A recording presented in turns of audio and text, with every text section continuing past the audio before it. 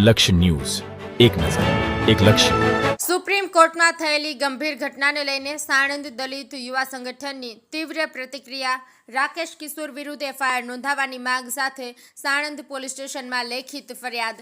Supreme કોર્ટમાં તારીખ 6/10/2025ના રોજ બનેલી ચોંકાવનારી ઘટનાને પગલે સાણંદ દલિત યુવા સંગઠન દ્વારા ગંભીર વિરોધ વ્યક્ત કરવામાં આવ્યો છે.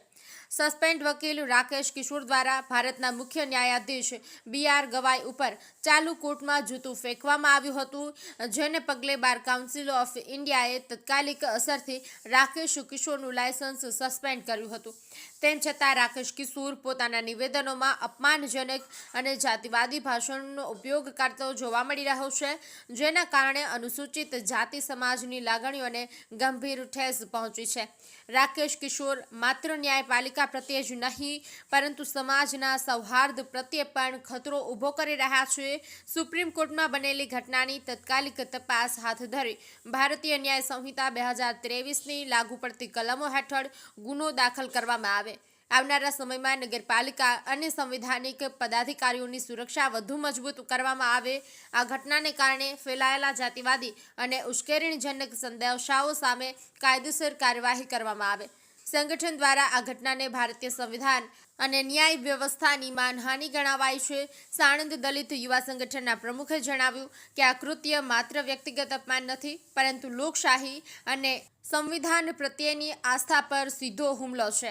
દેશની એકતા અને શાંતિ માટે આવા કૃત્યોને કાયદેસર સજા થવી જ જોઈએ.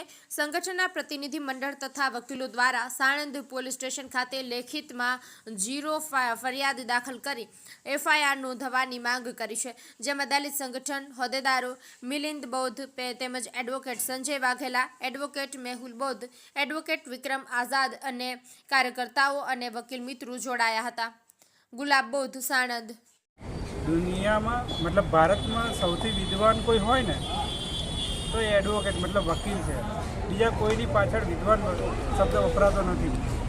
અને એવા વિદ્વાન એડવોકેટે કે જે હાલ સસ્પેન્ડ રહ્યા છે, એવા એડવોકેટે ભારતની સર્વોચ્ચ અદાલતના BA ગવાઈ સાહેબ વિરુદ્ધ જે બૂટ ફેંક્યું અને હિન કૃત્ય કર્યું છે તેના વિરુદ્ધમાં અમે અને અમારા મિત્રો વકીલો સાથે અહીંયા સાણંદ પોલીસ સ્ટેશન PI શ્રીને એક લેખિતમાં ફરિયાદ આપી છે અને એ ફરિયાદને રજીસ્ટર કરી ગુનો નોંધી આગળની કાર્યવાહી થાય તે માટેના અમે પ્રયત્ન કરી રહ્યા છીએ. જય ભીમ, જય ભારત. જે સાણંદ તાલુકાની અંદર સાણંદ પોલીસ સ્ટેશનની અંદર અમે જે ફરિયાદ કરવા માટે આવ્યા છે એ ફરિયાદનું કારણ ફક્ત એટલું જ છે કે CJI chief justice of India BR ગવાઈ સાહેબની ઉપર જે જૂતું ફેંકવામાં આવ્યું છે, જે નીચ માનસિકતાવાળા જે વ્યક્તિ છે, આજે અમે વકીલ તરીકે આજે વકીલની વિરુદ્ધમાં ફરિયાદ કરવા માટે આજે આગળ આવ્યા છે, કારણ કે એવા નીચ માનસિકતાવાળા વ્યક્તિઓની અમારે કોઈ જરૂરિયાત નથી. આજે અમે સાણંદ તાલુકાની અંદર જે ફરિયાદ કરવામાં આવ્યા એનું એક મુખ્ય કારણ એ રહ્યું કારણ કે આવી જો પરિસ્થિતિ આજે જ્યારે સમાનતાની અંદર માનતું હોય, જ્યારે ભારતીય સંવિધાન એમ કહેતો કે અમે ભારતીય, ત્યારે એવી એ જ ભારતીયના મુખ્ય ન્યાયાધીશની ઉપર જ્યારે આવી હીન કૃત્ય કરવામાં આવી રહ્યું હોય ત્યારે એ કડક શબ્દોમાં અમે એને વખોડીએ છીએ. અને આજે અમે સાણંદ તાલુકામાં સાણંદ પોલીસ સ્ટેશનમાં આવ્યા ત્યારે PI સાહેબે પોતે પણ એમને એમ કહ્યું છે કે અમે આની તપાસ કરાવડાવીશું અને જો FIR ન થઈ હોય તો અમે આની ફરિયાદ મોકલાવડાવીશું અને આની ફરિયાદ કરી અને તમને પ્રોપર જાણકારી આપીશું.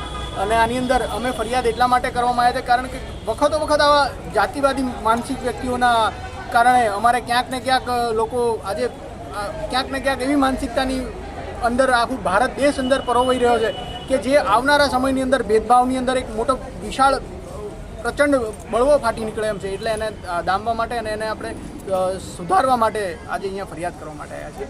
જય સંવિધાન, જય ભારત, ઇન્કલાબ જિંદાબાદ.